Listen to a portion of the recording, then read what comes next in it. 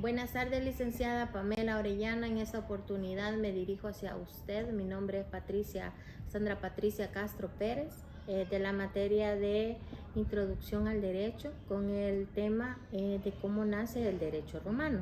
En esta oportunidad quiero explicarle, así a grosso modo, cómo más o menos es que nace el derecho romano. El derecho romano nace a partir de un sentido consuetudinario.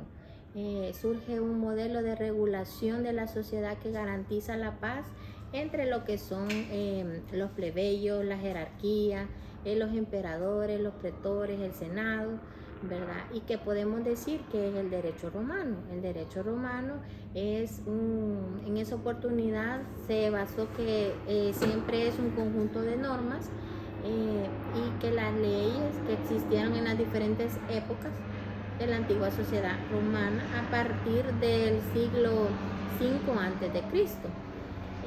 Hacia la muerte de lo que fue el emperador Justiniano en el siglo más o menos 565 después de Cristo, y la evidencia de cómo se fue ordenando lo que es el derecho romano es en las llamadas las 12 tablas, ¿verdad? Que eso fue a mediados del siglo V antes de Cristo, en la cual las 12 tablas fueron como unas normas de convivencia que ellos implementaban en ese momento.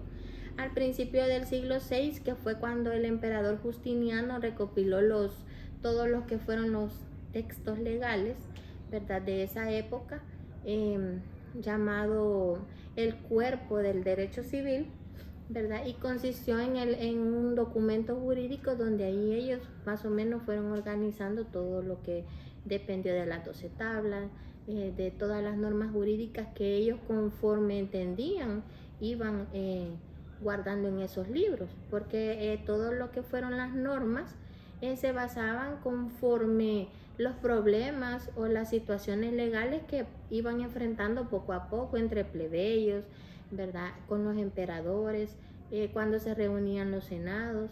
Todo eso fue como se fueron recopilando, que fue Justiniano el que se encargó de recopilar toda esa información.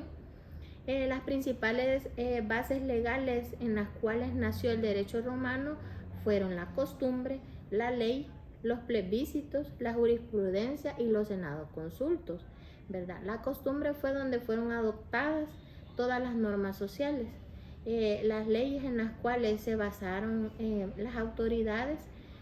Fue el cobro de impuestos, la privación de los derechos, ¿cómo se llama?, los que se consideraban esclavos en su momento, que las mujeres no podían ejercer el voto, ¿verdad?, que un ciudadano no era libre, ¿verdad?, sino que solamente se consideraba un esclavo.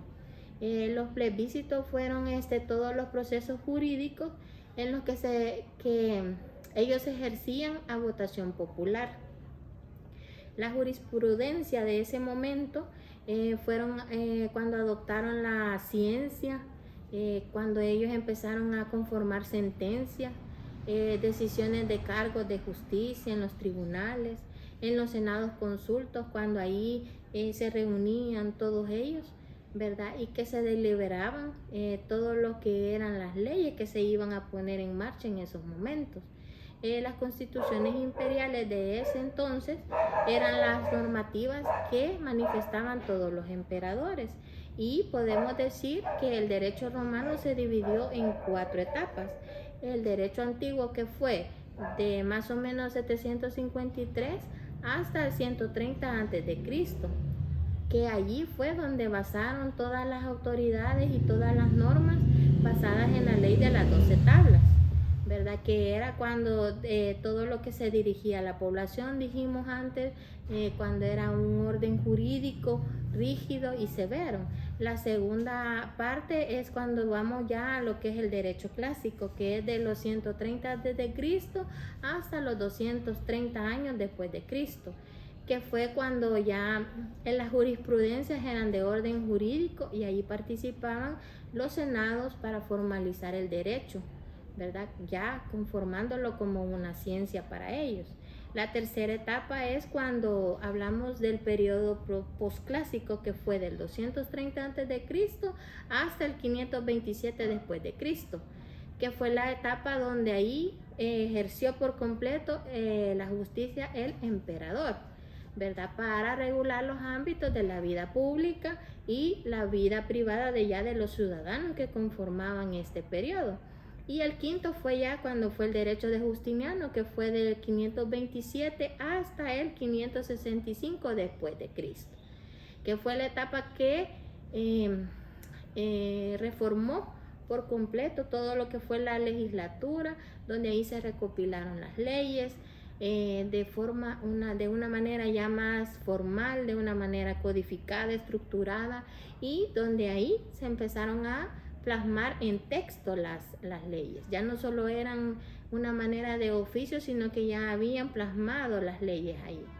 Y el derecho romano, ya para finalizar, podemos decir que se caracterizó por establecer normas que imponen deberes sociales, que hizo un cambio de orden jurídico, que también hubo una división de poderes a lo que nosotros llamamos actualmente un derecho civil, y que eran bilaterales, es decir, que eran interactivas, ¿verdad? Que tanto participaba el Estado como también los ciudadanos, por conforme iban surgiendo las diferentes maneras o los problemas que se presentaban jurídicamente.